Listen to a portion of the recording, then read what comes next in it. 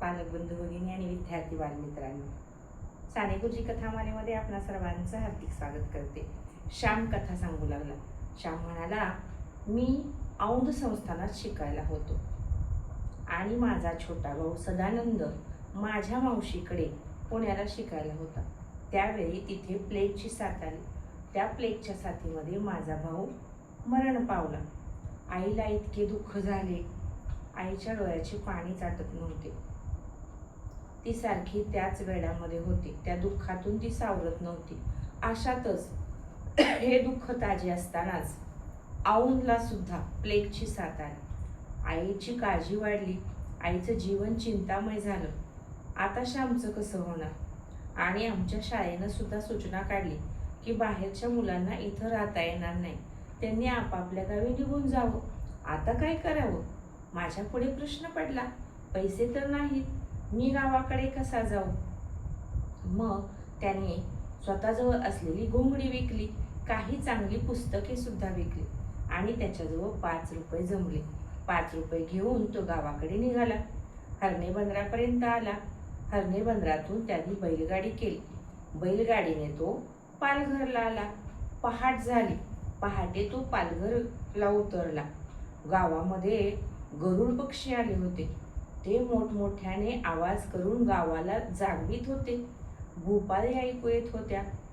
आता माझी पावले घराकडे वळली. मी घराच्या अंगणात पोचलो.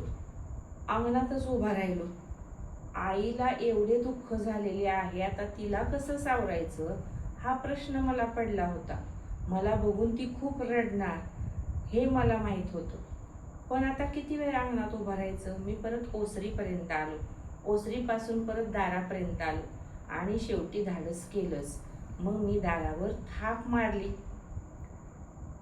आणि आई आतमध्ये ताक घुसळत होती. ताक घुसळताना ती कृष्णाचं गाणं गात होती. मंजूळ आवाजामध्ये ती गात होती. आई म्हणाली, कोण? मी म्हणालो, आई मी श्याम आलोय. अरे श्याम बाळा आला का? आई उठली. आले आले हो. आईनं दार उघडलं आणि श्यामला घट्ट मिठी मारली. तिनं पोटाशी त्याला घट्ट धरलं आणि आई डोळ्यातून आसवं गाळायला लागली. श्यामही रडू लागला. वडील शौचाला गेलेले होते. वडील आल्यानंतर त्याने हातपाय धुतले. आई म्हणाली, आपला श्याम बाळ आलाय हो? हो का? अरे श्याम, मी गणपतीला आवर्तने घालत होतो. सुखरूप आलास ना बाळा? हो बाबा. त्याने बाबांच्या पायाचं दर्शन घेतलं. आई म्हणाली, मीच बाबा, जरा थंडी आहे बाहेर, अजून पहाट आहे, झोप जा. आणि श्याम गेला. आईच्या अंथरुणावर झोपला. त्यानं आईची चौघडी पांघरली. ती चौघडी नव्हतीच, जणू काही प्रेमाची चादरच होती. मला असं वाटत होतं मी आईच्या कुशीत झोपलोय.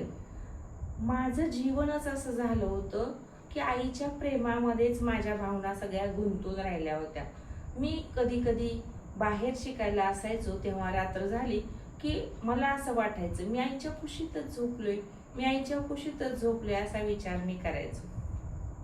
मी आणि माझा छोटा भाऊ पुरुषोत्तम इकडच्या तिकडच्या गप्पा मारत होतो. मी आता औंधहून येऊन नाव्याचा जुना झालो होतो.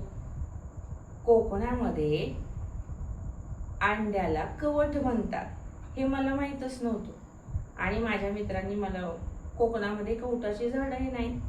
औंधला मला माझ्या मित्रांनी विचारलं की तुला कवट खायचं का रे? मी त्याला रागानेच म्हटलं. सगळी मुलं हसू लागली. अशी ती कवटाची गंमत होती. कवट म्हणजे अंड.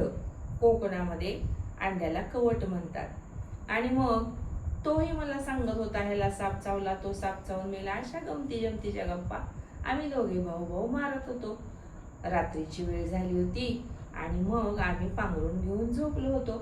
एकमेकाच्या अंगावर हात टाकले होते. गप्पा मारता मारता छोटा पुरुषोत्तम कधी झोपी गेला कळालेच नाही. त्याला झोप लागल्यानंतर थोड्या वेळाने मलाही झोप लागली.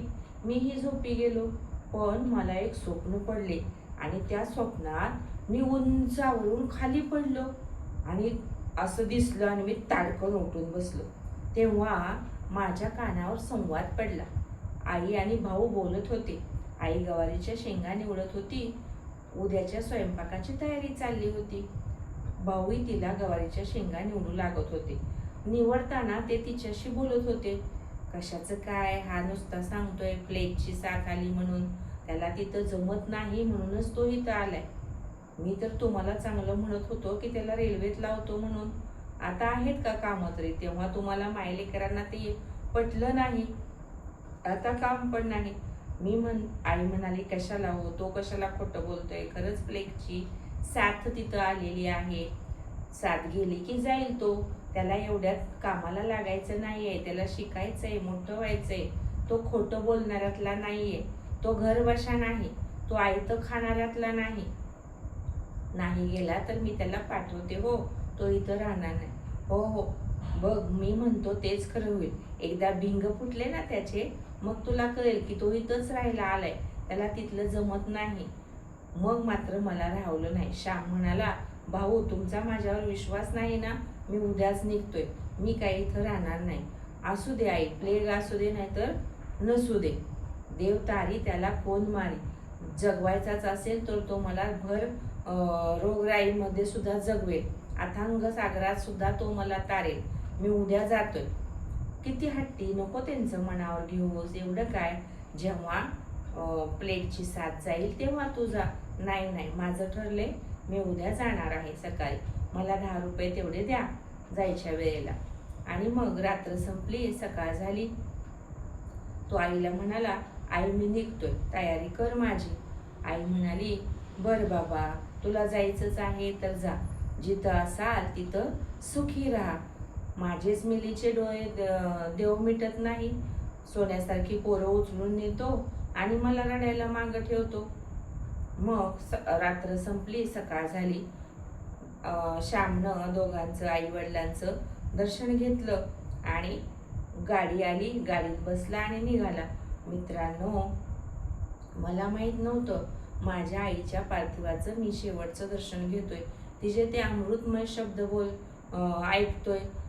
मी जेव्हा नंतर परत आलो तेव्हा तिची भस्ममय मूर्ती स्मशानामध्ये मी पाहिली. मला खूप वाईट वाटले. मला काय कल्पना की हे मी सगळं तिचं शेवटचं अनुभवते. मानवी आशा विरुद्ध देवाची इच्छा, हे कठोर सत्यच मला पाहिजे होते की काय. या कथेतून आपल्याला काय शिकायला मिळालं ते मला कमेंट्समधून कळवा. व्हिडिओ पूर्ण पहा. व्हिडिओ आवडल्यास लाईक, शेअर, सबस्क्राईब करा. धन्यवाद.